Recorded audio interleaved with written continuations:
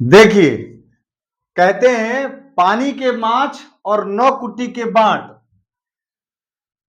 अ ई उड़ सूत्र में संधि क्यों नहीं होती है? क्यों नहीं होती है? क्योंकि यहां पर अ और ई में गुण संभव है, आध गुणा लग जाता है। ई को यण हो जाएगा अच के परे रहते। क्यों नहीं होता? कहते हैं इसके मैंने जो कारण दिए हैं वो 7 कारण बताए हैं। आप लोग भी जरा समझने का प्रयास कीजिए। शास्त्र से ही दिए मैंने। अब इसमें संधि क्यों नहीं होती? इसमें विभक्ति क्यों नहीं आते? सुओजस क्यों नहीं आते? यहां पर आह क्यों नहीं बनता? इह क्यों नहीं बनता? और इसमें कार प्रत्यय क्यों नहीं लगते? अकार इकार उकार करके क्यों नहीं बोला जाता? इसके कारण सुनिए, सभी लोग ध्यान से सुनिए। ये परीक्षा में आपको आ सकता है, नहीं भी आ सकता है, तो वैसे वाद विवाद करने के लिए भी आप पूर्ण गुरु से सुन रहे हैं तो इसको जरूर सुनिए। पहला कारण है इसमें कि इसमें क्रम बोधक है। अ के बाद ही ई है, ई के बाद ही ऊ है, और ऐसा वेद में कहा गया है, तो क्रम बोधकत्व है इसमें। तो क्रम बोधकत्वात इसकी संधि नहीं होती।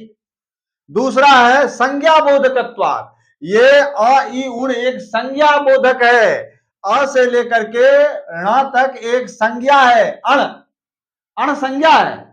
तो यह संज्ञा को बताने के लिए यह उद्देश्य है ऋषि का, वेद का, इसीलिए संज्ञा बोधकत्व होने के कारण इसमें संधि नहीं होती।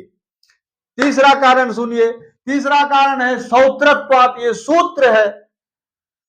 कृष्णम व्याकरणम प्रोक्तम, कैसे? येन अक्षर समाम्नाय मधिगम्य महेश्वरात् कृष्णम व्याकरणम प्रोक्तम तस्मै पाणिनये नमः। पाणिनि शिक्षा में 57 नंबर श्लोक है। इसमें कहते हैं कि जिनसे अक्षर समाम्नाय को ग्रहण किया महेश्वर भगवान से, और संपूर्ण व्याकरण शास्त्र को जिन्होंने कहा है, ऐसे पाणिनि ऋषि को प्रणाम है। तो उन्होंने सूत्र शास्त्र को कहा है, इसीलिए सूत्र होने के कारण इसमें संधि नहीं होती। विकल्प से बाहुल्कात, कार प्रत्यय भी नहीं लगते, बाहुल्कात। अच्छा, अब देखिए चौथा कारण मैंने बता रहा हूं, अनुकरणत्वात्। ये अनुकरण किए गए हैं। वेद में अ ई उ केवल ये अक्षर थे, भगवान महेश्वर की ने इनको पीछे से ये अनुबंध लगा करके दिए हैं। तो अनुकरण जिस प्रकार से किया जाता है वैसे ही रखा जाता है, तो अनुकरण किया गया। अब देखिए पांचवा कारण मैं बता रहा हूं, संहिताया अविवक्षत्वात्। मतलब इसमें संहिता की विवक्षा नहीं की गई है वेद के द्वारा, पाणिनि जी के द्वारा विवक्षा नहीं है। कहने संहिता कहने की, संहिता मतलब संधि, संधि कहने की इनमें इच्छा नहीं है। छठवां कारण है अनौपजीवित्वात्, अर्थात अनौपजीवित्वात्। यह उपजीवी नहीं है। यह जो है उपजीवी इसलिए नहीं है, उपजीवी बोलते हैं जिस कारण से कार्य पैदा होता है। तो ये अभी जब अच इत्यादि जब ये बन जाएंगे तब अब अच इत्यादि बनेंगे।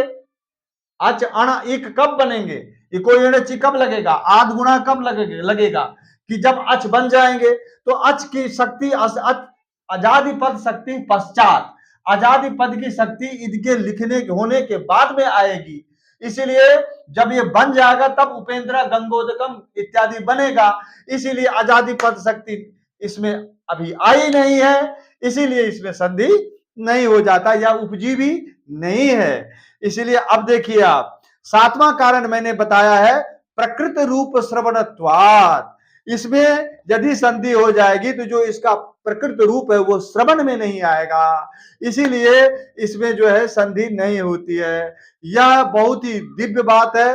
अब देखो आप, मैंने लिखा है पानी के माछ नौ कुट्टी के बाट। जब अच इत्यादि बनते हैं तो वो बनते हैं जब ये सूत्र आ जाते हैं। जब सूत्र आए ही नहीं तो इनमें संधि करने का क्या मतलब है? इसीलिए जब पानी में मछली है तो उसको पहले ही बांट लेने की, हमारे हिस्से में आधा किलो तुम्हारे हिस्से में भी आधा किलो, उसके हिस्से में 2 किलो, ऐसे बांटने की कोई जरूरत ही नहीं है। संधि, संधि का मतलब क्या है? संधि का मतलब होता है शब्दों का स्थानांतरण, उसमें एक विशेष स्वरूप लाना।